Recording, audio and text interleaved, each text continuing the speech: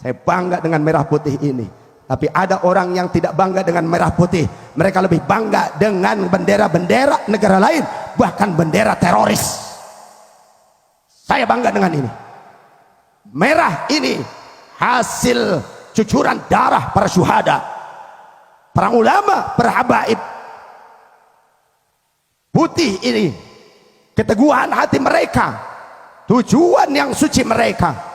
Merah adalah lambang pengorbanan darah mereka. Putih adalah lambang warna tulang mereka. Maka begitu pula dengan aku, dengan saya, dengan Al-Fakir. Selama darahku merah, akan aku merahkan tanah airku Indonesia. Selama tulangku putih, aku akan berdiri tegak untuk mengawal Indonesia, negara kesatuan Republik Indonesia. Jangan sampai ideologi negara itu terkoyak, dicabik-cabik oleh ideologi imporan. Kita sudah sepakat NKRI harga mati final sejak zaman dulu. Sallallahu alaihi Nabi Muhammad.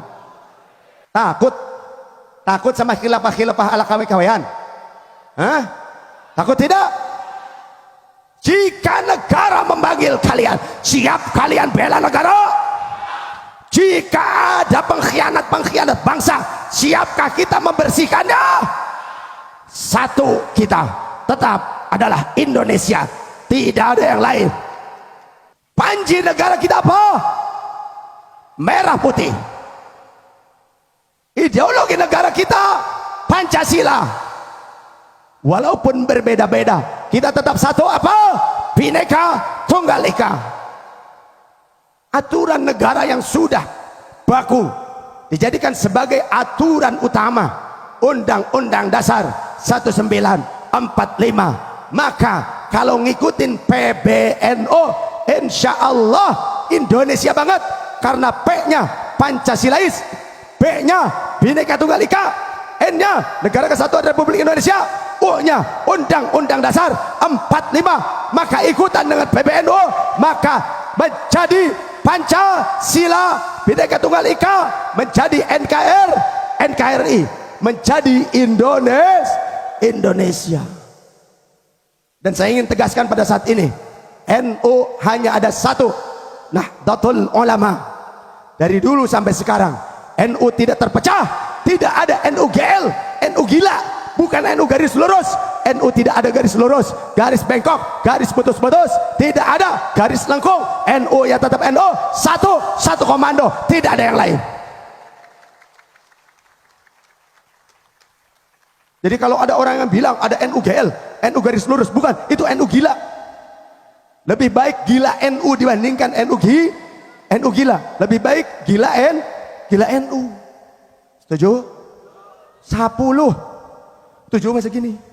Kalau 10 gini. Bingung. Ada air? Kurang minum kayaknya nih. Kan diijabah, malaikat kasih. Tar dulu katanya begitu. Baik, kita kembali. Bab tabarruk. Air hujan mengandung berkah. Maka tentang berkah ini dikutip di dalam Sahihul Bukhari. Sahabat Sa'ib bin Yazid berkata, aku datang bersama bibiku pergi kepada baginda Rasulullah sallallahu alaihi wasallam. Maka faqalat, bibiku berkata, ya Rasulullah, inna ibna ukhti waji'un. Sesungguhnya keponakanku ini sedang sakit. Maka apa yang dilakukan Rasul?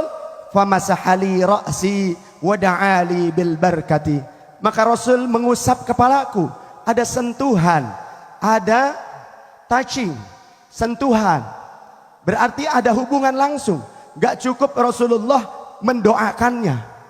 Mendoakan sampai itu juga akan bermanfaat. Tapi Rasul menunjukkan dengan touching, ada sentuhan. Kemudian baginda Rasul mendoakanku dengan doa keberkahan. Thumma tawaddo'a, kemudian baginda Rasul berwudu. Fasyaribtu min wadu'ihi, maka aku minum air bekas wudunya baginda Rasul sallallahu alaihi wasallam. Dari mulai berkumur sampai cucian kakinya itu diminum. Syirik apa tidak? Syirik apa tidak? Itu berkah. Ya. Masa orang Salafi Wahabi bilang, itu gulu, berlebihan, itu pengkultusan, syirik katanya. Kita ini, guru-guru kita, orang yang ngelotok ilmunya. Mbah Hasyim Asy'ari, Hadratus Hasyim Asy'ari, tidak hanya hafal Al-Quran, tapi juga hafal semua isi kitab Ashabus Sunan. Urutannya, Sahih Bukhari, Sahih Muslim, Sunan Abi Dawud, Sunan At-Tirmidzi, Sunan An-Nasai, Sunan Ibnu Majah. Lah kalau kita kan ngertinya cuma sunatan doang. Tahu sunatan? Sunatan, khitanan. Mbah Hasyim Asy'ari itu hafidh, bukan hanya dalam bidang Al-Quran, tapi dalam bidang hadis. Yang dimaksud Al-Hafidh itu minimal hafal 300.000 hadis beserta sanad dan hafal biografi setiap perawi-perawinya. Itu Al-Hafidh dalam bidang hadis. Sedikit apa banyak? Sedikit apa banyak? 300.000. Ada yang di sini hafal Riyadhus Shalihin, Riyadhus Shalihin hafal. Belum hafal Riyadhus Shalihin, belum hafal perawinya, belum hafal biografi rijalul haditsnya, tapi sudah benci sama ulama-ulama NU. Di NU itu jadi ulama gak sembarangan, harus puluhan tahun mondoknya, gak cukup 3 tahun 5 tahun. Sahibul Haul itu lama menuntut ilmu pada gurunya, Al-Maghfurlah, Al-Habib Muhammad. Beliau lama menuntut ilmu kemana-mana, bukan cuma satu guru, Maulana Syekh Google radhiyallahu an, bukan. Ulamanya valid, jelas, asli. Tapi pada saat pulang, beliau ingin menunjukkan kezuhudannya. Beliau wira'i, tetap beliau mencari nafkah yang halal. Sampai jadi sopir 30 tahun, Masya Allah. Kita kuat enggak? Sudah sekian puluh tahun ngaji, mondok, pulang jadi sopir, kuat opora. Sekarang kan enggak kuat, baru nonton 3 judul YouTube aja enggak kuat, pengen jadi ustad. Begitu kan? Dipanggilnya pengennya ustad. Kalau tasghirnya tad begitu. Murtad apa? Jangan sampai kita ini gampang gumunan. Jangan sampai kita ini gampang merasa takjub. Baru dipanggil tad. Aku dipanggil ustad. Padahal mungkin saja orang lain itu bilang murtad. Ya. Ada orang nyuruh mampir pendengarannya. Awas, hati-hati, belum tentu. Pak Haji kafir, begitu. Oh iya makasih. Pak Haji kafir, katanya begitu. Makasih. Nah, kita ini jangan gampangan, betul? Orang seolah-olah mereka itu cinta kepada para habaib, padahal sebelumnya dan sampai saat ini pun mereka bilang dzurriyyah Rasul itu sudah terputus. Tapi masa-masa panasnya politik mendadak mereka cinta habaib, banyak itu. Mereka itu pengkhianat, betul? Pengkhianat. Maka jangan sampai ada habaib yang berafiliasi dengan pengkhianat itu. Jangan. Kita doakan habaib-habaib kita semuanya menjadi suri tauladan bagi umat. Amin.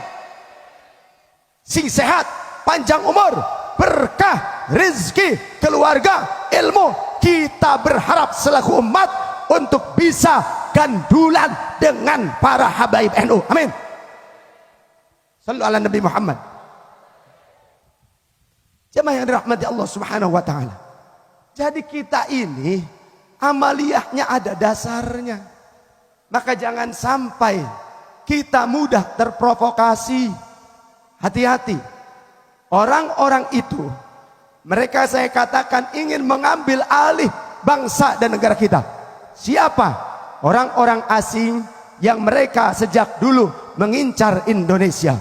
Indonesia ini mereka yakini sebagai Atlantis yang terpendam, miniatur surgawi yang matahari tidak pernah berdusta, pagi datang sore pulang, setiap hari tak pernah telat.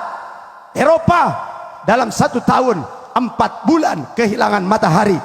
Ada masa sulitnya. Kalau dingin sangat dingin, kalau panas sangat panas. Tapi di Indonesia mau dingin mau panas, semuanya yang sedang-sedang saja, yang sedang-sedang saja. Begitu kan? Maka panasnya suhu politik di Indonesia jangan membuat kita bubar bertetangga, bubar pengajian, bubar sholat berjamaah, apalagi bubar bernegara. Jangan. Setuju? Apapun warnamu, semuanya indah. Karena langit jika satu warna tak terlihat indah, tapi langit jika berwarna-warni, itu namanya pelangi, akan terlihat indah. Jadilah pelangi yang senantiasa menyejukkan orang lain ketika hadirnya. Jadilah pelangi yang senantiasa membuat pandangan orang itu merasa bangga, merasa indah dengan datangnya. Pelangi-pelangi itu adalah Anda sekalian. Jadi terjadi pembantaian di Hijaz, sehingga rajanya dulu di Hijaz itu amaliyah Ahlus Sunnah wal Jamaah bebas. Ahlus Sunnah wal Jamaah mengamalkan amaliyah itu bebas. Ziarah kubur di Ma'la, di Baqi, kemudian juga di Uhud. Ada kubah yang menaungi penziarah. Jadi kalau ziarah tidak kepanasan, tidak kedinginan. Itu khusus di makbarah, di pusara zuriyah Rasul, keluarga Rasul, Ahlul Bait Rasul. Tapi ketika kudeta itu terjadi, itu semua dihancurkan. Oleh siapa? Wahabi. Gak usah minhum lah, langsung Wahabi saja gitu. Kagok, memble, takut. Urang NU mah ulah sieun, dalilut, eleh galir, ulah eleh gelut, betul. Gitu lah gampang. Gitu aja kok repot. Gitu aja kok. Sallallahu Nabi Muhammad. Kemudian terjadi pembantaian, bahkan tentara-tentara Inggris Israel masuk ke tanah haram membantai. Yang saya saksi sejarah dan pernah bertempur. Ketika 1 minggu bertempur, kalau di tanah sana, di tanah Arab, beda dengan di Indonesia. Di Indonesia bertempur ke sana kemari, nyari makan asal masuk hutan banyak. Ketemu saudara, monyet saudara. Nanti diambilin. Ulama Indonesia tuh hebat-hebat. Mau ngambil kelapa, tinggal nyuruh monyet, nyet ambil. Tuh. Mau pergi kemana-mana di hutan, tinggal panggil. Yang datang siapa? Loreng, Siliwangi. Datang. Begitu. Mbah saya begitu. Mbah saya, ayah dari nenek saya, pelaku sejarah Bandung Lautan Api, pelaku sejarah arek-arek Surabaya dari Indonesia. Beliau ulama, punya banyak santri. Temannya Mbah Abbas, buntat pesantren. Nah ini ada cucunya ya, Gus Noval. Ketika zaman itu para ulama dipersenjatai masuk menjadi tentara. Mbah saya masuk pasukan Siliwangi, padahal beliau ulama. Beliau itu guru dari si Jampang Jago Betawi. Ya, ayah nenek saya, Tuh Bagus Muhammad Mansur, guru dari si Jampang Jago Betawi, guru dari Bung Karno, Bung Hatta, kemudian ayah angkat dari Jenderal M. Yusuf, umurnya 117 tahun. Pada masa itu, pada masa Indonesia masih dijajah, didatangi oleh tentara sekutu. Pasukan Surabaya kewalahan, maka karena pasukan Jawa Barat tidak ada yang berangkat berbondong-bondong ke Surabaya, akhirnya diledek, dikirim pakaian perempuan, lipstik lembaran sama bedak, dikirim ke mbah saya, karena mbah saya juga komandan dari pasukan Hizbullah. Ya, keponakannya itu adalah komandan pasukan Hizbullah. Jadi punya pasukan banyak. Kemudian merasa terlecehkan. Masa aku disebut wanita? Ayo kita tunjukkan kepada saudara-saudara kita di sana di Jawa Timur, kita mampu menolong mereka. Bagaimana? Pakai apa? Kereta kendaraan? Tidak, kita jalan kaki 23 hari. Pasukan Siliwangi, pasukan Jawa Barat, Hizbullah, para ulama NU, santri NU, 23 hari jalan kaki ke Surabaya. Di sana perang di sana. Oh. Jadi kalau urusan tentang bela negara, selama darahku merah, api semangat perjuangan akan tetap membara, kawan. Jadi kalau ada orang mau ngacak-ngacak bentuk negara, ideologi negara, maka kita tidak akan diam, nyawa taruhannya demi membela keadilan dan tetap kita membela ideologi negara kita. Setuju? Setuju?